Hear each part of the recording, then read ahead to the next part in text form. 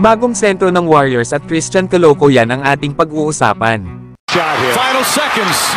Bryant for the win. Bang! Lalo pang lumakas itong Golden State Warriors matapos nilang kunin ang stretch big man na 7-footer na si Quentin Post na pinag-sign nga nila ito sa kanilang 2-way contract. Pero kinailangan nga ng Warriors na tanggalin ang isa nilang player sa 2-way contract para magkaroon ng spot itong si Quentin Post. At ang inalis nga nilang player ay si Daquan Platt, isang 3-and-D player. Pero balak pa naman ng Warriors na kunin ito para sa kanilang Exhibit 10 contract sa training camp para makipag-compete sa kanilang 2-way spot. Marami nga ang hindi sumang-ayon ng mga Warriors fans sa ginawa na ito ng kanilang front office para i-waive ang kontrata ni Daquan Platt. Lalo at maganda ang kanyang naging performance sa Summer League, na kung saan ay nag-average ito ng 16 points na may 48% shooting beyond the arc. May tangkad nga ito na 6'6", isang sharpshooter at mahusay nga rin itong defender. Mabilis din itong gumawa ng mga decisions lalo na sa pagbibigay ng passes sa kanyang mga kasama. Kaya dapat daw ay ang maalinman kana Pat Spencer at rookie na si Reece Beckman ang tinanggal ng Warriors sa kanilang 2-way contract. Pero may pag-asa pa naman si Daquan Platt na makabalik sa Warriors para sa kanilang 2-way spot. Basta galingan lang nito sa darating na training camp at sa mga laro nila sa preseason. Samantalang para naman dito kay Quentin Post, na pinili nga ito ng Golden State Warriors sa 2024 NBA Draft bilang 52 overall pick. Pero ang OKC Thunder talaga ang pumili kay Quentin Post dahil kinuha nila ang draft rights nito kapalit ni Lindy Waters at cash consideration mula sa Warriors. Pero ilang sandali nga lang ay nakipag-trade na rin ang Thunder sa Portland Trail Blazers kapalit ng kanilang pang 42nd overall pick. Ito nga ay kapalit sa draft rights ni Quentin Post at cash consideration mula sa OKC Thunder.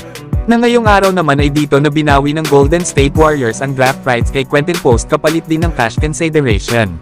Nasa hard cap na kasi ng tax apron ang Warriors na may $178 million. Kaya wala silang kakayahan na makapag-sign ng player sa minimum contract. Pero sa natitira nilang budget ay maaari lang silang makapag-sign ng player sa kanilang 2-way spot. At ito nga ang ginawa ng Golden State Warriors kaya nakuha nila muli si Quentin Post, na noong naglalaro pa nga ito sa Boston sa college, ay nag-average ito ng 17 points, 8 rebounds at 2 assists per game, na may 43% shooting beyond the arc.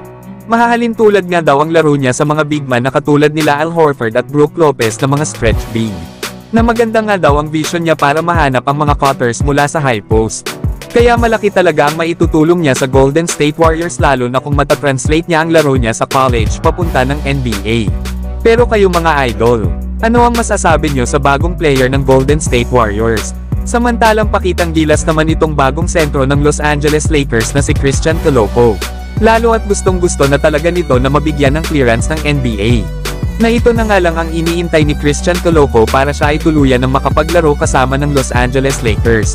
Paano ba naman ay kasama lang naman ni Christian Coloco ang ibang mga NBA players katulad nila Jaren Jackson Jr., JaVale McGee, DeAndre Jordan, Jordan Clarkson at marami pang iba. Ang laro nga na ito mga idol ay noong bago pa ma-diagnose si Christian Coloco sa kanyang blood clot issue.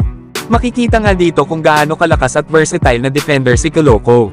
Na kahit nga si kababayan Jordan Clarkson ay nabigyan ng example na supple pal nga ang inabot niya kay Christian Coloco. Habang si Jaren Jackson Jr. naman ay nahihirapan na makapasok dahil na rin sa haba ng mga kamay ni Coloco. Makikita nga rin sa mga play na ito kung papaano mapapalakas ni Coloco ang opensa ng Lakers sa ilalim. Isang lob threat at ilista muna ang score kapag nakuha ni Coloco ang bola sa painted area. Kaya isipin nyo na lang mga idol ang pinagsamang Anthony Davis at Christian Coloco next season. Ay panigurado na mahihirapan talaga ang kanilang mga makakalaban na mapigilan sila sa ilalim. Kaya sana ay mabigyan na si Coloco ng clearance ng NBA para tuluyan na itong makasama sa ginagawang preparasyon ng Lakers this upcoming season. Pero kayo mga idol, ano ang masasabi nyo dito kay Christian Coloco?